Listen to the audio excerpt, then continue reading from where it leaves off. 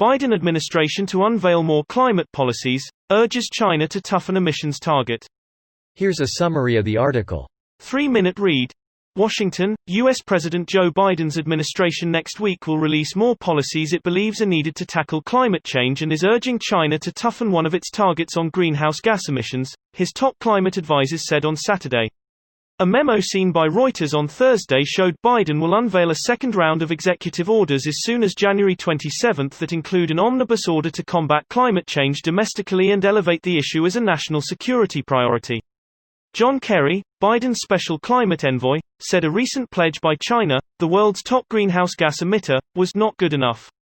In September, Chinese President Xi Jinping set a goal for his country to become carbon neutral by 2060, 10 years after the 2050 time frame favored by most countries, while also pledging a more ambitious short-term goal on emissions.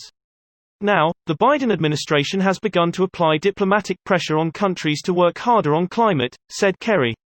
He talked on Friday with foreign ministers in Europe, who told him they had high expectations for the Biden administration after a lack of action on climate in the Trump years. "Yeah, we realize we come back with humility," Kerry said he told the ministers, adding that the majority of U.S. states and more than 1,000 mayors continued to move ahead on climate during the Trump years. The Biden administration, mayors and other local leaders will have to persuade Americans that curbing climate change can be the greatest economic transformation in global history, Kerry said.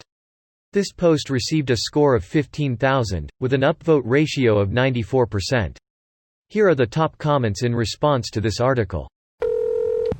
For durable climate policy, Congress needs to pass legislation.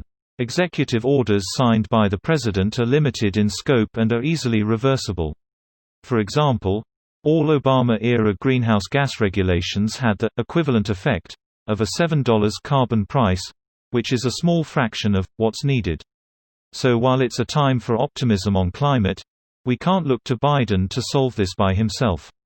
Subs like R. Citizens Climate Lobby, and R. Climate Offensive are working to pass durable bipartisan climate legislation that won't be as subject to the political pendulum. Right, but compared to past governments, Dems have the House and the Senate, no? So passing long-lasting legislation should be far easier? If you can get every Dem in the Senate on board, it's doable.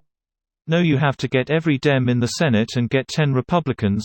The filibuster guarantees this type of legislation cannot pass without 60 votes, and it's almost certainly not eligible to be passed through reconciliation.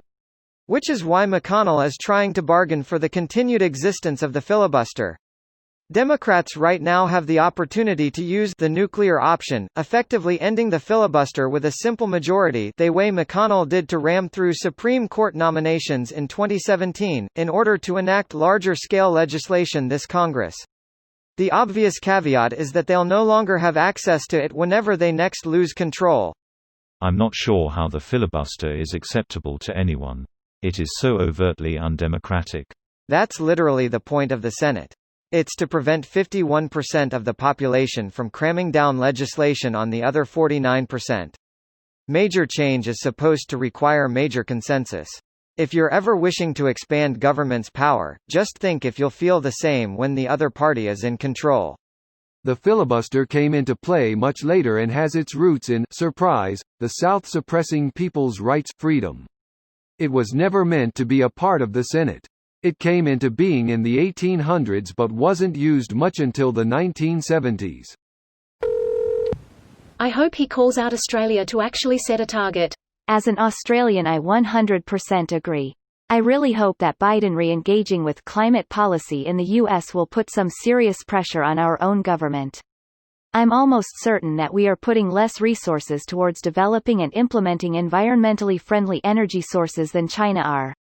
As an Australian, I hope every nation in the world calls us out on our bullshit, in the hope that our incompetent government finally does something about it. This video was automatically created by Reddit to speech. The article and comments in this video were selected from Reddit according to their upvotes, and any paraphrasing was performed by smmry.com, without any human intervention.